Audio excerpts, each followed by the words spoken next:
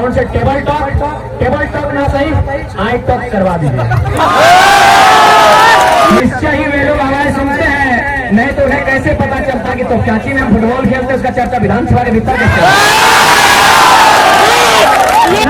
उस राज्य यानी विधानसभा के भीतर बैठे किसी ऐसे व्यक्ति से हो जिसके पीछे राज्य का टेग लगाओ, यानी विधायक से भी नहीं।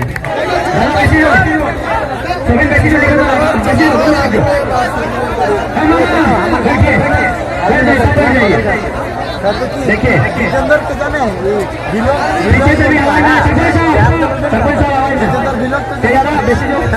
आया था वो लोग। देखिए आज लोकतांत्रिक व्यवस्था में कोई भी आंदोलन होता है उसके बाद एक उस आंदोलन का प्रारूप ड्राफ्टिंग तैयार होता है। आखिर हम लोग आंदोलन किसी न किसी मकसद से करते हैं, वो एक लिखित बनता है, उसको हम लोग ज्ञापन कहते हैं। तो ज्ञापन जिसके लिए आंदोलन होता है, कंपनी है तो कंपनी की जो GM है CMD है उनको जाता है।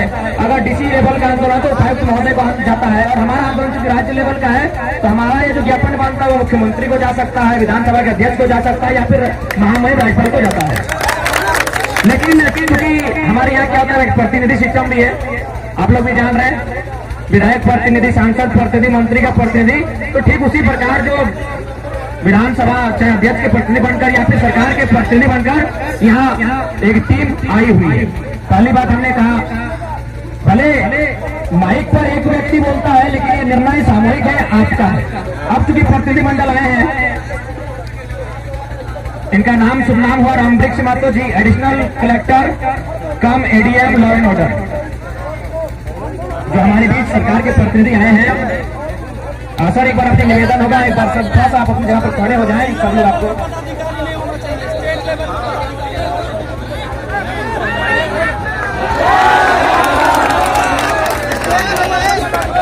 धन्यवाद सर।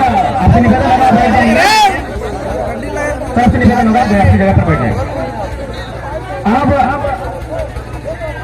सरकार के प्रतिनिधि बनकर आए हैं, अब ये ज्ञापन इनके हाथों में जाना है, तो ये ज्ञापन इनको जाए या निर्णय होना चाहिए।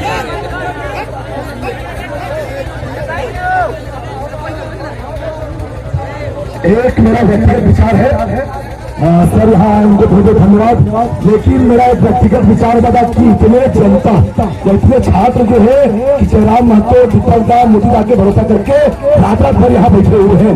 मैं आपसे अपील करता हूँ, मोतीदा से, दीपक से अपील करता हूँ कि आप ज्ञापन यहाँ ना दे, आप और जो 3 से 4 जनप्रतिनिधि हमारे हैं वो विधानसभा अंदर जा करके मुख्यमंत्री को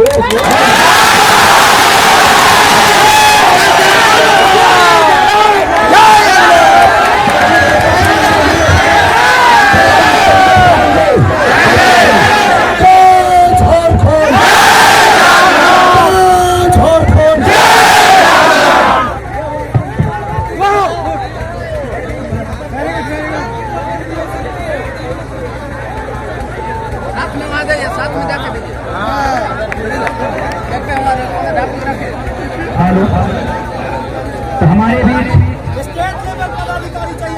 जो सरकार के प्रतिनिधि आए हैं, देख सकते हैं। सबसे पहले तो आपने जो बात कहा बिल्कुल सही कहा कि ये लगभग सब युवाओं की टीम है। जिस उम्र में आक्रामक होते हैं, हिंसक होते हैं, उस उम्र में उन्होंने संविधान का पालन किया है, शांति का परिचय दिया है और एक जरा भी प्रशासन को डिस्टर्ब नहीं किया है। अतः इन युवाओं को एक बार भापते हुए, इनकी भावना को समझते हुए, इनकी जो मांग है, इनके भीतर से जो आवाज आ रही है वो कह रही है कि इनकी वार्ता आपके माध्यम से आप सूचना दें, और जिनके माध्यम से ये ज्ञापन तैयार हुए हैं उनको सीधा ये अगर संभव है वे यहाँ तक आते हैं तो ठीक है, और नहीं तो यहाँ हमारी टीम तैयार होगी, इसे आप अपने माध्यम से उनके सम्मुख ले जाएं और वहीं इस ज्ञापन को। तो हमारे भी माननीय असिस्टेंट कलेक्टर महोदय आए हैं। सबसे पहले उनका आज 2 दिवसीय सत्याग्रह में उपस्थित तमाम लोगों की ओर से आपका विशेष कोटि धन्यवाद कि आप सरकार के प्रतिनिधि बनकर हमारे बीच आए हैं, और आप निश्चय ही रहे, आप जिस तरह आए हैं निश्चय आप सुखी संपन्न सरकार तक हमारी इस वार्ता, इस मैसेज को दें, क्योंकि लोकतंत्र में अगर लोगों की ना मांग मानी जाए तो कहीं ना कहीं अघोषित राजतंत्र के समान होता है। तो आप देख सकते हैं इतनी भारी संख्या में बारिश, खेती बाड़ी का दिन होने के बावजूद आज यहाँ पे छात्र, बड़े बुजुर्ग टिके हैं, महिलाएं भी आई हैं। तो कम से कम सरकार को थोड़ी सी शर्म करनी चाहिए और अपना हृदय बड़ा करते हुए सीधा टॉक अगर होता तो बेहतर होता। हम चाहेंगे आप मीडिएटर बनकर जनता और सरकार के बीच की कड़ी बनकर दोनों के बीच वार्ता के लिए टेबल टॉक की व्यवस्था करें, या फिर जो ज्ञापन है आप ऐसी व्यवस्था करें। क्योंकि आप देख सकते हैं ये हमारा और कुछ व्यक्तिगत लोगों का निर्णय नहीं है, भले ये आवाज हमारी है, किंतु निर्णय, इच्छा और आंखों में जो भावना आप देख रहे हैं ये तमाम लोगों की भावना है, तमाम लोगों के दिल की एक ही आवाज है कि पिछली बार भी, देखिए श्रीमान आपको अवगत कराना चाहेंगे कि पिछली बार भी विधानसभा अध्यक्ष के नाम से, मुख्यमंत्री के नाम से ज्ञापन दिया गया था। उस समय भी इसी प्रकार जनसैलाब था, लेकिन सुनने में आया क्योंकि हमारे भी लोग भले लोअर पोस्ट नहीं सही, लेकिन जो लोग बड़े पोस्ट में उनके आगे पीछे वे लोग भी न कहीं तैनात है, उन्होंने स्पष्ट कहा कि आपका जो ज्ञापन था वो मंदिर तक पहुंचा ही नहीं। तो प्रश्न यही बनता है कि इस बार जो फिर सरकार के प्रतिनिधिगण आए हैं आपके रूप में, ये जनता जो कुछ महीने पूर्व आकर इसी तरह का आंदोलन कर चुकी है, ज्ञापन दे चुकी है, इनका भरोसा इस बार टूट चुका है, क्या इसका गारंटी है और क्या पैमाना होगा कि भरोसा इस बार कायम रहेगा? तो इसलिए माननीय असिस्टेंट कलेक्टर महोदय,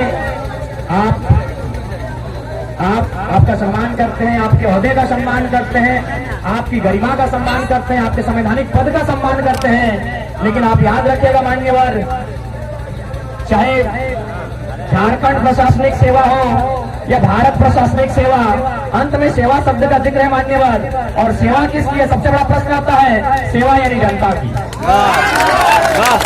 अतः मान्यवर, ये जो जनता है जो कह सकते हैं फिलहाल तो 2 दिन से भूखी है मान्यवर, लेकिन अगर झारखंड के इतिहास को खंगाला जाए तो ये 22 सालों से भूखी है और 22 सालों से दुखी है।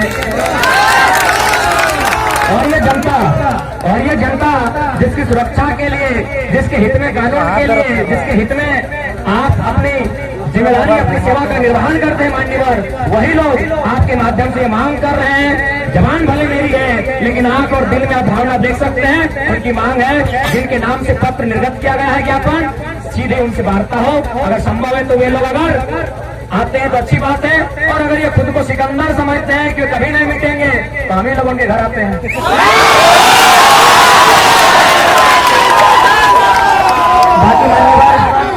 बाकी हमारे बीच आप प्रेरणा के स्रोत हैं, आप भी झारखंडी माटी से स्ट्रगल करके असिस्टेंट कलेक्टर तक पहुंचे हैं। निश्चय ही इतने जो छात्र युवाएं हैं, आप भी हमारे लिए प्रेरणा के स्रोत हैं, आप हमारे मार्गदर्शन के रूप में हैं, आप हमारे हौसला के रूप में हैं, आप हमारे मोटिवेशन के रूप में हैं मान्यवर। लेकिन आपको इस बात को समझना होगा कि पद एक दो व्यक्ति का नहीं, ये आवाम का है, उस आवाम का है जो भूखी प्यासी संघर्ष कर रही है। और चूंकि लोकतंत्र ये राज्य स्तर का प्रोग्राम है मान्यवर, ये राज्य स्तर का सत्याग्रह है, इसलिए चाहते हैं इनका सामना उस राज्य यानी विधानसभा के भीतर बैठे किसी ऐसे व्यक्ति से हो जिसके पीछे राज्य का टेग लगाओ, यानी विधायक से भी नहीं।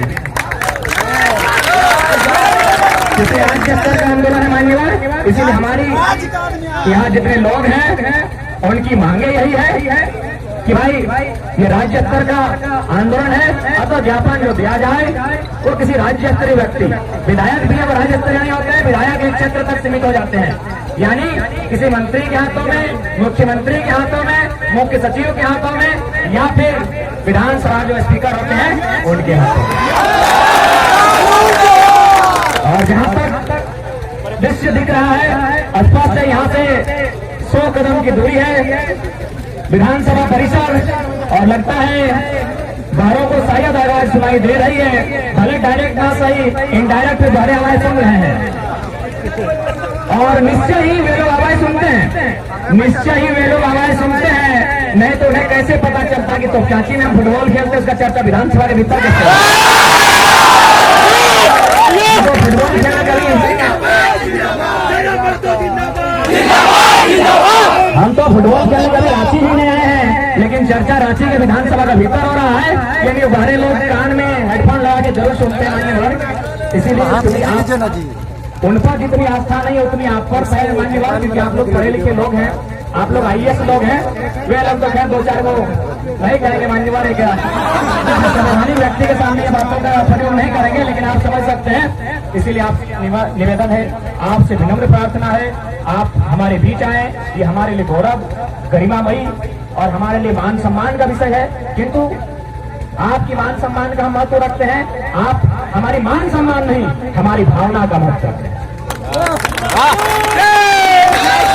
और जब भावना यही है, आपसे निवेदन होगा, आप एक सामर्थ्य अधिकारी हैं, आप में सामर्थ्य है, अभी समय है, आप जिनसे वार्ता करने की चर्चा की जा रही है और उनसे टेबल टॉक ना सही आई टॉक करवा दीजिए। आपसे निवेदन। Hai,